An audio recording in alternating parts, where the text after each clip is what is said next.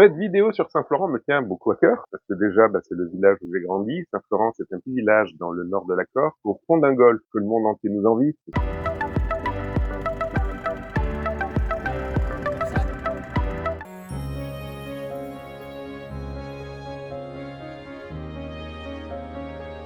Au fond d'un golfe que le monde entier nous envie, parce qu'il est magnifique. D'un côté, vous avez le Cap Corse, et de l'autre côté, vous avez le désert de la Grillade. C'est vraiment un terrain de jeu fabuleux, où j'ai pu faire du bateau pendant déjà des mais ensuite être professionnel pendant un petit moment. J'ai tous mes souvenirs d'enfance aussi là-bas. Donc j'ai encore des amis, heureusement, j'ai un petit ami encore, et puis j'y suis très attaché. Ah, quand j'étais petit, c'était quoi mes bateaux? C'était l'Optimiste, bien sûr. La caisse à savon qui était un super bateau. C'était des bateaux, l'Optimiste. Mais c'est fini de te moquer de moi. Oui, on a fait de l'Optimiste avec Lucas, on a fait du Cadrin, voilà, on a fait le bateau là-bas. Saint-Florent, c'est vraiment un port qui est aussi très sympa, c'est le port de Corse, le port de plaisance de Corse. Un endroit où il fait bon vivre, sympathique, il y a plein de souvenirs. Pas la larme à l'œil parce que j'ai l'excitation du voyage qui arrive. De toute manière, je sais qu'on retournera à Saint-Florent l'année prochaine, certainement en avion, pour préparer le concours de danse de la Fédération Corse de danse avec Jean-Pierre, certainement. Donc je sais qu'on va y repasser une fois par an, ça fait l'occasion de revoir les amis, toujours. Mais c'est plus tard. Pour l'instant, je suis à fond dans ce que je vais pouvoir découvrir et faire découvrir à mes croisiéristes. Saint-Florent, c'est aussi le village où a grandi notre fils. C'est quand même des bons souvenirs, quoi. Quoi te dire d'autre sur Saint-Florent? À part que c'est le plus beau village du monde. Je vois pas ce qu'on peut dire énormément, ça se décrit tout seul.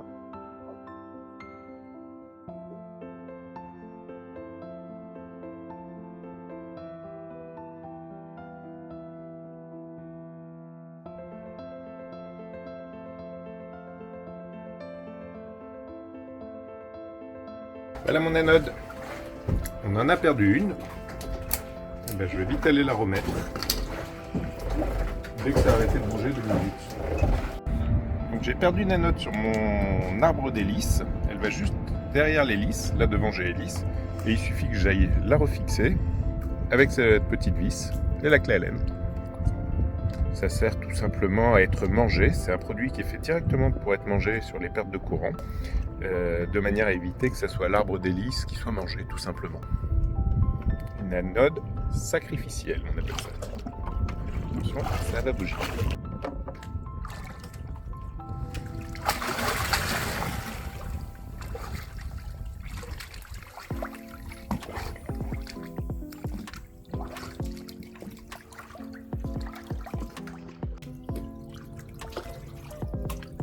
Elle est bonne, franchement.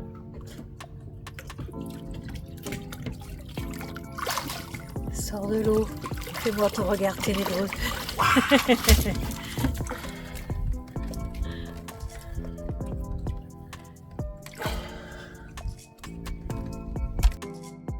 Avant de partir, on est passé chez notre médecin traitant qui nous a rédigé une ordonnance avec les médicaments pour tous les petits bobos du quotidien. Action. Alors hier, on vous a parlé des médicaments qu'on est allé chercher à la pharmacie. Donc à bord, nous avons une trousse réglementaire. C'est là. Donc c'est surtout des bandages. C'est la dotation médicale C restreinte. Très sérieux. Avec le cachet de la pharmacie.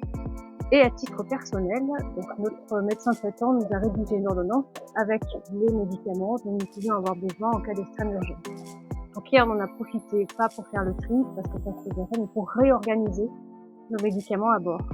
Donc on a une petite trousse spéciale pour le mal de dos de William. Les cas d'urgence, c'est dans l'armoire à pharmacie directement dans notre cabine. Et on s'est fait une autre petite trousse sur lequel on a noté à quoi servaient les médicaments. Là, on a reflux gastrique, fièvre et douleurs faibles, douleurs XXL, votre m'étonne, il y a de la poudre d'opium dedans, à pas utiliser tous les jours. infections bactériennes, etc.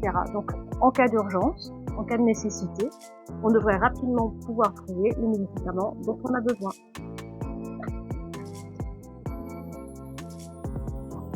Et moi, je veux pas être malade. On a mis aussi l'ordonnance de notre médecin sous plastique pour la protéger. On la met directement dans notre pharmacie de la cabine. On en a mis une copie dans notre espace santé, dans le coffre-fort Amélie. Voilà. Côté santé, on a aussi fait une carte européenne d'assurance maladie. Elle dure 2 ans. Il suffit de demander sur votre compte Amélie. Comme on va aller en Italie, on sait que ça risque d'être utile. Et en cas d'extrême urgence en plein air, on appelle Purpan avec nos médecins dédiés aux gens de mer. J'espère qu'on n'en aura pas besoin. J'ai sorti les règles de vie à bord, un contrat de croisière journée. Aujourd'hui, nous accueillons Perrine et ses amis pour un enterrement de vie de jeune fille.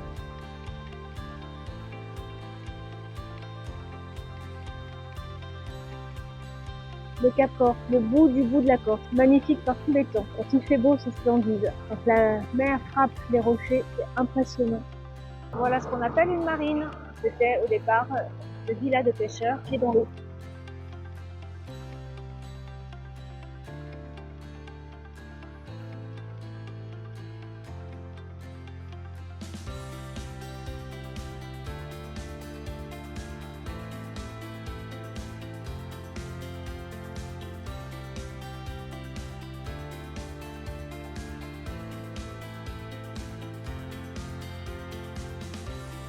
Et voilà la plus grande plage du Cap Corse, créée par les projets de l'usine d'amiante Tenerife. Elle est au pied du village de Nonza.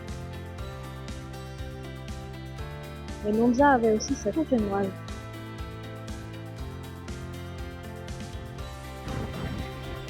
On passe devant le sémaphore du Cap Corse, gardé par les militaires qui surveillent le trafic maritime dans le canal.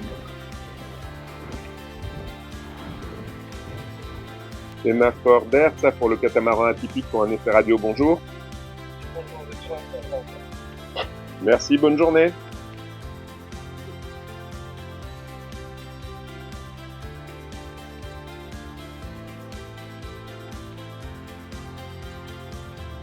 Regarde, on arrive sur la Giraille. Donc là, on est au bout du Cap Corse. Et les anciens, ils étaient vachement observateurs parce que le vent dominant en Corse, c'est le sud-ouest. Et donc, ils faisaient la montée pour le phare, pour les gardiens de phare, à l'est. Donc là, je descends un peu, puis après, on va on va empanner pour remonter le long de la Giraille. J'ai vu que le bâtiment militaire datait de Napoléon Ier. Dans la tour, la garnison était composée d'un chef et de 3 soldats, dont un bombardier. La tour génoise a été bâtie au XVIe siècle. Le phare était alimenté par une lampe à pétrole. Il faut attendre 1948 pour qu'il soit remplacé par une lampe de 1000 watts ayant une portée de 100 km.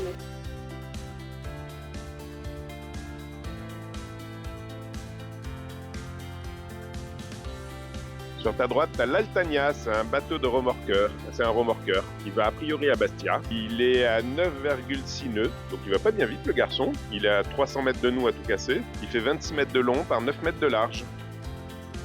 Passer tout le Cap Corse comme ça à la voile, c'est assez magique. C'est pas tous les jours fête.